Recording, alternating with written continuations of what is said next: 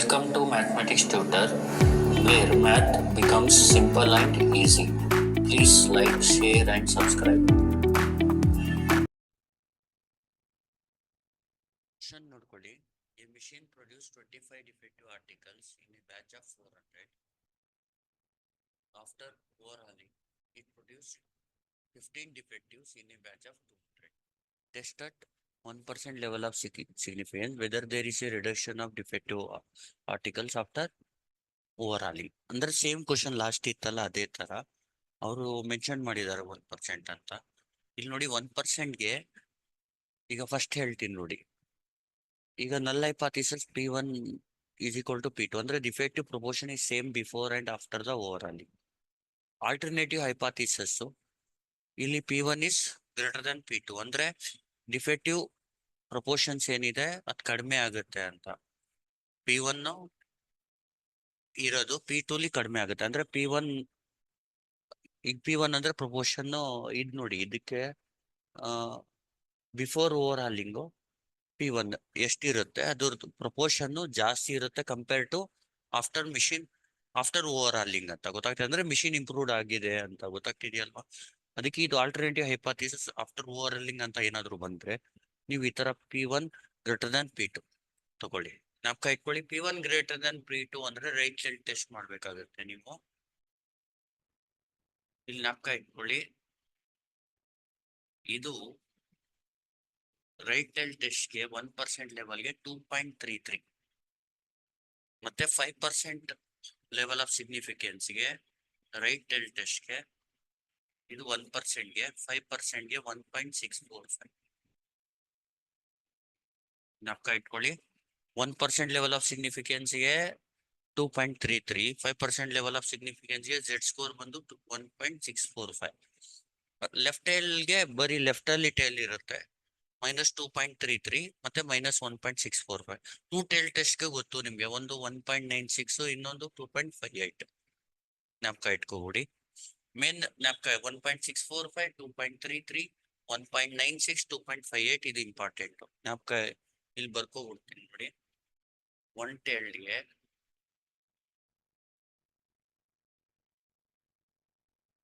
Z score ಬಂದು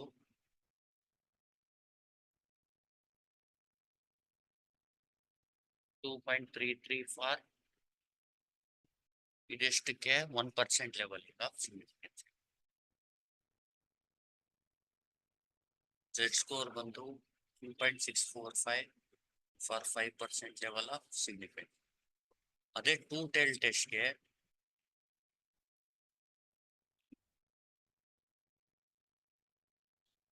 Z score ಬಂದು 1%ಗೆ 2.58,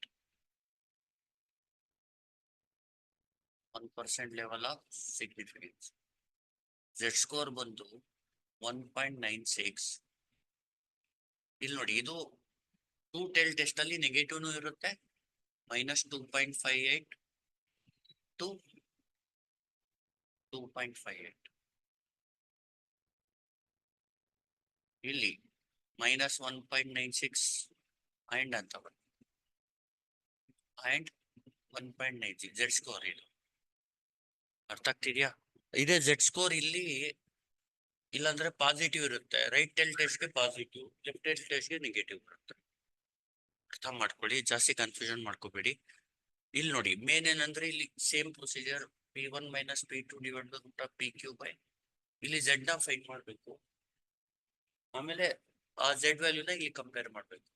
Z ನ ಫೈಂಡ್ ಮಾಡಕ್ಕೆ ಇದು formula P1 - P2 / √PQ into 1/n1 + 1/n2.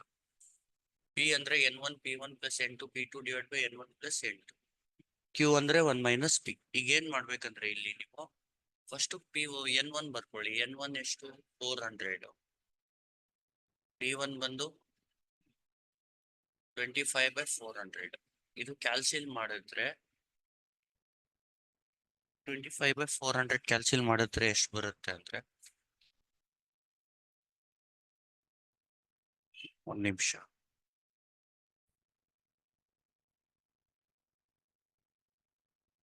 25/400 0.0625.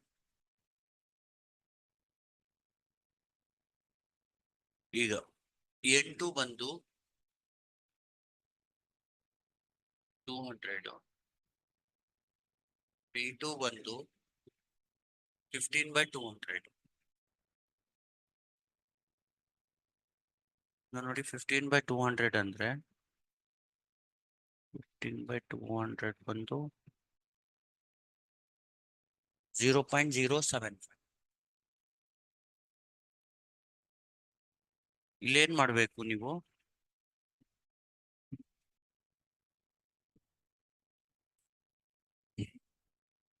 Z ನ ಫೈಂಡ್ ಮಾಡ್ಬೇಕು. ಫಸ್ಟ್ P ಫೈಂಡ್ ಮಾಡ್ಕೊಳ್ಳಿ. P ಬಂದು N1 P1 plus N2 P2 divided by N1 plus N2. P is equal to N1 P1 ಅಂದ್ರೆ N1 ಎಷ್ಟು 400, P1 ಎಷ್ಟು 0.0625 plus N2 ಒಂದು 200, 0.075 divided by N1 plus N2 ಅಂದ್ರೆ 400 plus 200. ಇದು ಮಾಡಿದ್ರೆ ನಿಮ್ಗೆ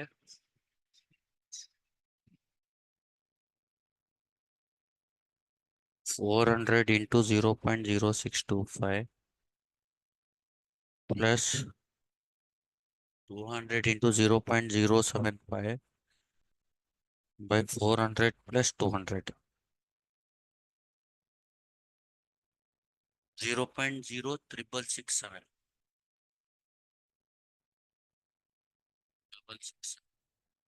Q ಅಂದ್ರೆ 1 minus P. 1 minus 0.0667.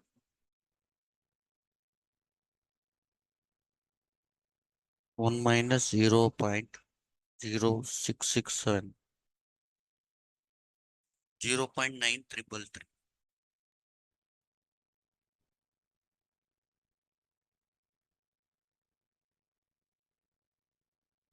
ನೋಡಿ ಇಷ್ಟಾದ್ಮೇಲೆ Z ನ ಫೈಂಡ್ ಮಾಡೋಣ. Z is equal to ಏನು formula, P1 minus P2 divided by N1 plus root of PQ 1 by N1 plus 1 by N2. Z is equal to P1 minus P2 ಅಂದ್ರೆ ಇಲ್ಲಿ P1 ಬಂದು 0.0625, P2 ಬಂದು 0.075 divided by root of P ಅಂದ್ರೆ 0.0667, Q ಅಂದ್ರೆ 0.9333, 1 by N1 ಅಂದ್ರೆ ನೋಡಿ N1 ಬಂದು 400 plus 1 by N2 ಅಂದ್ರೆ 200. ಕ್ಯಾಲ್ಸಿಲ್ ಟೈಪ್ ಮಾಡಿದ್ರೆ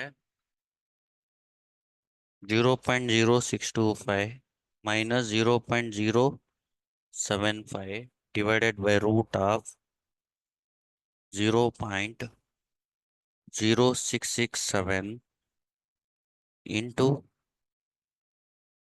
0.9333, 1 by 400 plus 1 by 200.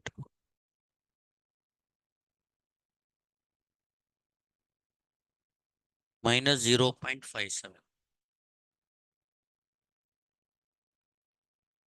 Minus 0.578. ನೋಡಿ which is less than the 2.33.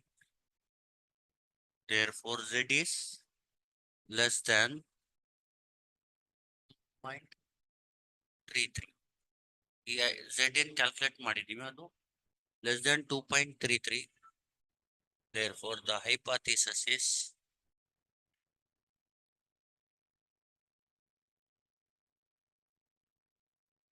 accepted.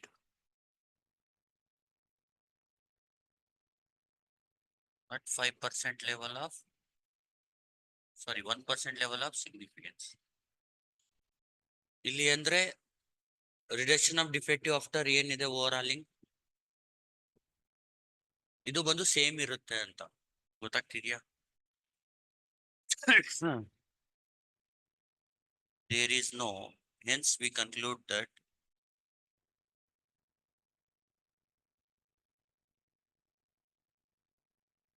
there is no significant, there is no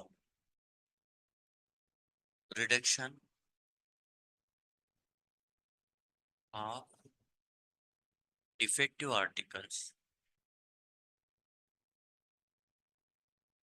after overhauling.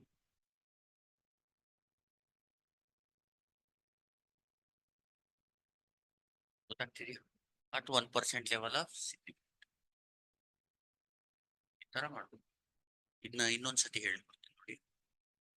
ನೋಡಿ, A machine produce 25 defective articles in a batch of 400. ಇಲ್ಲಿ ಒಂದು N is 400, ಇದು ಒಂದು P1 25/400. After overhauling, it produces 15 defective in a batch of 200.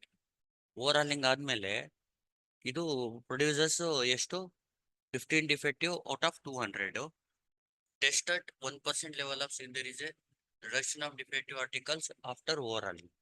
ಈಗ ಇದು machine ready ಆದ್ಮೇಲೆ defective ಕಡಿಮೆ ಆಗಿದೆಯಾ ಇಲ್ವಾ ಅಂತ ಟೆಸ್ಟ್ ಮಾಡೋದು. ಫಸ್ಟ್ ನಲ್ ಹೈಪಾಥಿಸಿಸ್ ಏನು? P1 is equal to P2. The defective proportion is same before and after overhauling ಅಂತ null hypothesis ತಗೋಬೇಕು. Alternative hypothesis ಬಂದು P1 is greater than P2. ಇನ್ ನೋಡಿ, ಆಫ್ಟರ್ overhauling ಅಂತ ಬಂದ್ರೆ ಯಾವಾಗ್ಲೂ ರೈಟ್ ಅಲ್ಲಿ ಟೆಸ್ಟ್ ಮಾಡಿ P1 greater than P2. ಈಗ ನೋಡಿ, ಇಲ್ಲಿ P1 greater than P2 ಅಂದ್ರೆ ಪ್ರಪೋರ್ಷನ್ ಕಡಿಮೆ ಆಗ್ಬೇಕು. ಅರ್ಥ ಆಗ್ತಿದ್ಯಾ? ರೆಡಿ ಆದ್ಮೇಲೆ ಕಡಿಮೆ ಆಗ್ಬೇಕು. ಅದಕ್ಕೆ P2 ಕಡಿಮೆ ಆಗಿರುತ್ತೆ, ಇದು ಜಾಸ್ತಿ ಇರುತ್ತೆ ಅಂತ. N1 ಎಷ್ಟು 400, ಇದು N1. P1 ಅಂದ್ರೆ 25/400, N2 ಅಂದ್ರೆ 200, P2 ಅಂದ್ರೆ 15/200. P ಫೈಂಡ್ ಮಾಡಿ. N1 P1 plus N2 P2/N1 plus N2. ಅದನ್ನ ಸಬ್ಸ್ಟಿಟ್ಯೂಟ್ ಮಾಡಿ P ಫೈಂಡ್ ಮಾಡಿದ್ರೆ ಇದು ಬರುತ್ತೆ. Q ಫೈಂಡ್ ಮಾಡಿ. ಆಮೇಲೆ Z is equal to formula P1 minus P2 divided by root of PQ into 1/N1 plus 1/N2 ಮಾಡಿದ್ರೆ ಇದು ಬರುತ್ತೆ, ವಿಚ್ ಇಸ್ ಲೆಸ್ ದನ್. ಈಗ ನೋಡಿ, ರೈಟ್ ಟೆಸ್ಟ್ ಅಲ್ಲಿ 2.33 ಒಂದು ಮ್ಯಾಕ್ಸಿಮಮ್. ಅದಕ್ಕೆ ಇದು ಬಂದಿರೋ Z ವ್ಯಾಲ್ಯೂ ಏನು -0.57 ಅಂದ್ರೆ ಇದಕ್ಕಿಂತ ಕಡಿಮೆ ಇದೆ Z ವ್ಯಾಲ್ಯೂ. ಅದಕ್ಕೆ the hypothesis is accepted at 1% level. ಕಡಿಮೆ ಬಂದ್ರೆ ಅಕ್ಸೆಪ್ಟೆಡ್, ಇಲ್ಲಾಂದ್ರೆ rejected. Hence we conclude that there is no reduction of defective article after overhauling at 1% level of significance ಅಂತ ಹೇಳ್ಬೇಕು ಅಷ್ಟೇ. Thank you.